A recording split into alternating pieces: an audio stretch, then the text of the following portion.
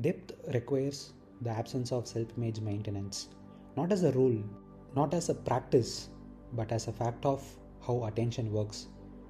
I'll explain how without technique. First, what depth actually is: no romance.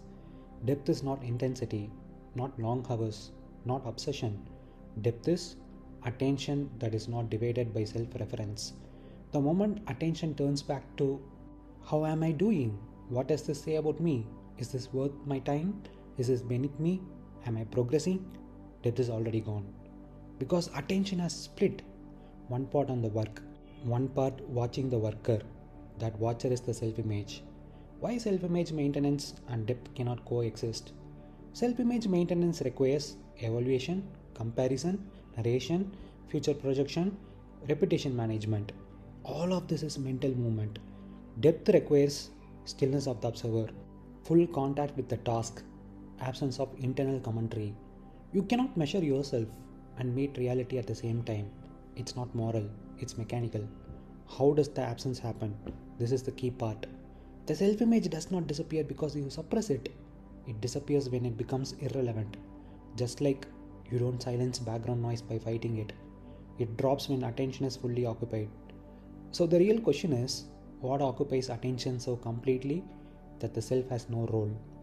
Answer: a real problem that demands response. Why real action dissolves self-image temporarily? When the problem is real, a customer is waiting, money is at stake, something breaks, a deadline exists, a mistake has consequences, then image cannot help, thinking cannot decorate, identity cannot protect, only response matters. In those moments, you don't ask who you are, you don't check rank, you don't compare paths. Depth appears as a side effect. Why preparation blocks depth? Preparation keeps the self safe. It allows identity refinement, future justification, imagined competence. I'm getting ready. No urgency, no exposure, no reality. So attention never fully leaves the self. Why this feels confusion? Because you're trying to enter depth first, so that action will follow. This is inverted. Depth follows action when action is unavoidable. As long as action is optional, self-image will negotiate. What actually ends self-image maintenance? Not discipline, not philosophy, not awareness exercises, but contact with consequence, where excuses don't work, explanations don't pay, identity offers no protection. Then the self goes silent because it has nothing useful to do. Final precision. Depth is not something you bring to work. Depth is what remains when the self has nothing left to manage. So don't ask, how do I remove self-image? Ask, what action am I avoiding? Because it would expose me. Enter that. Depth will take care of itself. That's all. Why real problems erase the self? The self exists only when there is time to think about yourself. It survives in possibility, comfort, optionality, abstraction, Sunday. A real problem collapses time. When a customer is waiting, money is at stake, a system fails, a deal is on the table, there is no psychological space, and the self requires space. The self is a luxury structure. Self-image is not fundamental. It is a secondary layer.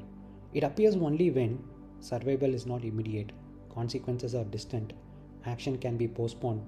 That is why people are most themselves when nothing is demanded. People disappear into function when something is. A burning house has no identity questions. Why thinking becomes useless under real pressure? Thinking decorates reality. Problems require response. When the problem is real, explanations don't help. Philosophies don't help. Narratives don't help. Only correct movement, timely decision, precise execution. So the mind drops what is unnecessary. This dropping is not spiritual, it is efficient. Why depth is a byproduct, not a cause? Depth is what attention looks like when it is undivided. In real action, attention cannot split inward. Monitoring yourself slows response. Hesitation increases damage. So attention stays outward. Depth happens automatically. Not because you want it, but because you cannot afford division. Why consequences are essential? Without consequence, identity speaks. Preference negotiates. Comfort interferes. With consequence, reality dominates. image is irrelevant, action is immediate. This is why people who have deadlines, customers, responsibility for others, real financial pressure often act with clarity, while free people remain confused. Freedom without consequence creates the self. Why practice and simulations don't work? You can't simulate consequence. The body knows when money is real, reputation is actually on the line, someone is waiting for you to deliver. That's why mock interviews feel hollow. Practice projects lack seriousness. Learning more never ends. The self knows it is safe. The uncomfortable truth about money. Money is not motivating, money is clarifying. It removes excuses, self deception, fantasy. It exposes skill gaps, avoidance, inefficiency. That is why people avoid situations where money depends on them. Not laziness, exposure. Why people cling to preparation. Preparation keeps consequence distant. As long as you are getting ready, no one is waiting, no one is disappointed, nothing breaks, nothing is lost. The self remains intact, reality is postponed. What actually creates real problems? Not ambition, not clarity, not confidence, but commitment that cannot be undone. Examples: telling a client you'll deliver, putting a price on your work, shipping something publicly, taking responsibility for an outcome.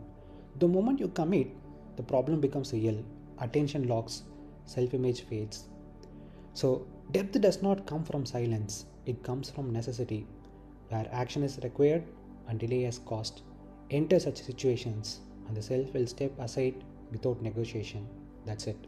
So, depth is not something you cultivate, it is something that remains when self image has nothing left to do. Self image exists to protect position, rank, narrative, and future explanation. As long as attention is used to monitor who you are, it cannot fully meet what is. So, depth is impossible when you are evaluating yourself, you are comparing paths, you are guarding prestige, you are pre justifying outcomes, you are asking what this says about you. That inner maintenance is not harmless background noise, it splits attention. Depth requires undivided contact, and undivided contact leaves no room for a watcher.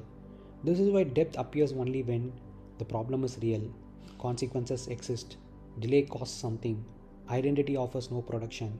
In those moments, the self does not disappear by effort, it becomes irrelevant. And when the self is irrelevant, attention is whole. When attention is whole, depth is unavoidable. So the truth is simple and uncomfortable. You don't enter depth, you stop protecting the image that prevents it. Where self image ends, depth begins.